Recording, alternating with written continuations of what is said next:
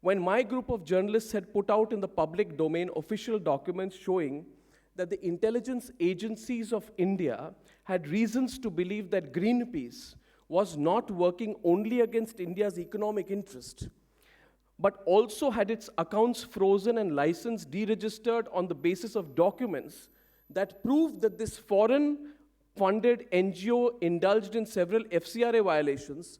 Why, ladies and gentlemen, was there a muteness by those who positioned themselves as tolerant and liberal? All those people who spoke about it, not one of them said that Greenpeace was breaking the rules. These are the same people who took a position on Jallikattu. I see a motive there. And why is it that those who stand for the environmental good that Greenpeace supposedly is doing in India are completely quiet about the nuclear installations in the rest of the world? Why have we become so immune to allowing those self-proclaimed quote-unquote liberals of this country to become torchbearers of those who oppose India's national interest? These are questions which we have not asked. Now let me go further into detail. My question is the duplicity on tolerance. Question number 2, the Salman Rushdie ban. Example number 2, the Salman Rushdie ban versus the Taslima ban. In November 2015, a senior member of the Congress party by the name of P. Chidambaram, I'm not mentioning the other senior member, he strolled out suddenly and he had a revelation. He said that the ban on Salman Rushdie's satanic verses was a mistake. You remember that? This fantastic acknowledgement by Chidambaram, 27 years after the book was banned, during the Rajiv Gandhi government. Salman Rushdie then tweeted by saying, and I quote him, "How many more years before the ban is corrected?" Unquote. Relevant question, ladies and gentlemen. But tell me, how many people stood up for Taslima Nasreen in Hyderabad in 2007? When Asaduddin Owaisi's All India MIM attacked her with bricks at a book release function. Where was the media then? Where was this liberal media when a woman called Taslima Nasreen was being physically attacked and assaulted in Hyderabad by a party whose leader stands up in Parliament, Owaisi, and says that I am a Democrat and I am a liberal? None of them, none of these, the liberal media hid its necks like ostriches at that point of time. Nobody spoke a word. How many people stood up for Taslima when 20 hoodlums of the All India MIM, led by an elected MLA, physically attacked her in a press club in Hyderabad? Was it tolerant of secularism not to take to the streets then? Questions we must ask. Example number 3. Vishwarupam versus national interest. And if you think you have to give me security as I go out, it's fine, but I'll say what I want to. Should I speak as I feel? Or should I think that because the gentleman is shooting everything, it's going to go on YouTube and somebody is going to misunderstand and retweet this, put me in controversy? Should I pull back?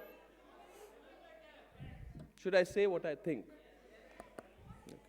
Might as well say it. No, I don't have any bodyguards. I have no security. You are my security.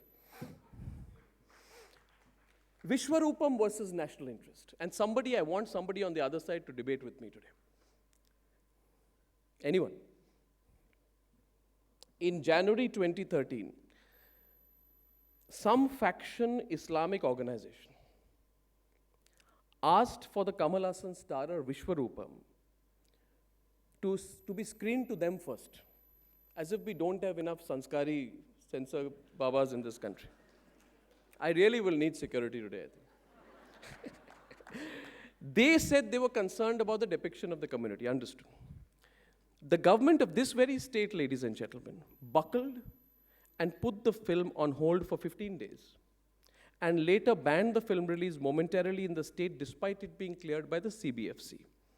My question is this: isn't there an open and clear duplicity, not just in factions of pseudo-liberals in India, but also in selectively by the elected representatives of our governments to buckle for the sake of appeasing a particular faction. When will this appeasement end? I ask, why should a state be brought down to its knees and buckle and negotiate with irrelevant factions whose only existence breathes on the resolve to divide our country on various lines? I say don't compromise with them. Then why is that appeasement continuing? Question number 4, Yasin Malik and the Hurriyat versus Army. On February 13th, 1992, Yasin Malik was arrested in Delhi on charges that he received lots of cash from Pakistan's ISI for promoting terrorist organizations in the Kashmir Valley. They recovered 4.5 lakh from his possession. They were charge-sheeted by the CBI. It was alleged that during 1985 to 1992, Malik conspired with 4 other accused from different terrorist outfits for aiding and abetting terrorism in Jammu and Kashmir. And yet today, there seems to be a lobby portraying Yasin Malik as the messiah of the Kashmiri people. I ask why? Why are these the same people who fight for the freedom of Yasin Malik, the same people who went quiet when Uri, Baramulla, and Pathankot happened later this year? Think of the examples that I am giving you. Jallikattu, Greenpeace, Rashti, Taslima, Vishwarupam, National Interest, Yasin Malik, Hurriyat, Yaqub Memon. It will appear to you if you just sweep through these names, it will appear to you there's no link between them. But what I'm saying is there is a clear link between them. Question number 4. Why was there a prolonged tolerance in this country for corruption? And why did we make Manmohan Singh the paragon, the centerpiece, and the poster boy of clean government in India? He was anything but. My journalism is very clear. Plain vanilla journalism has no scheme in my place of things.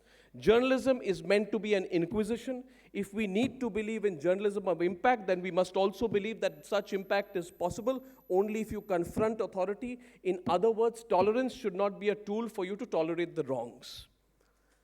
Question is this. On February 16, 2011, I had a great moment in my career. I went inside 7 Racecourse Road for the first time in my life. I had left Delhi as some kind of an evolved cub reporter. The people of India backed me, life was good, and I returned as an editor who got an invitation to 7 Racecourse Road. And it was a big event. In fact, it was breaking news because Manmohan Singh had decided to speak.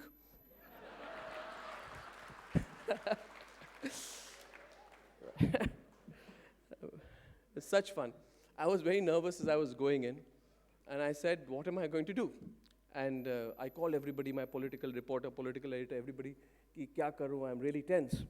They said, what's your problem? They said, I said, there's one shot at a question you get in a Prime Minister's live press conference.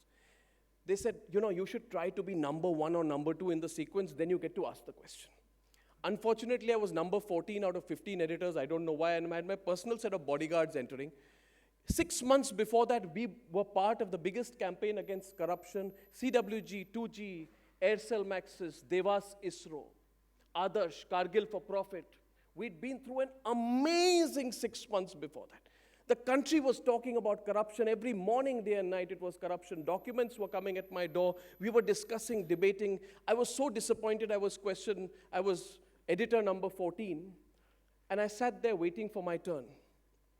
While the whole country was speaking about corruption, not one editor asked the Prime Minister a single question about corruption before my turn came.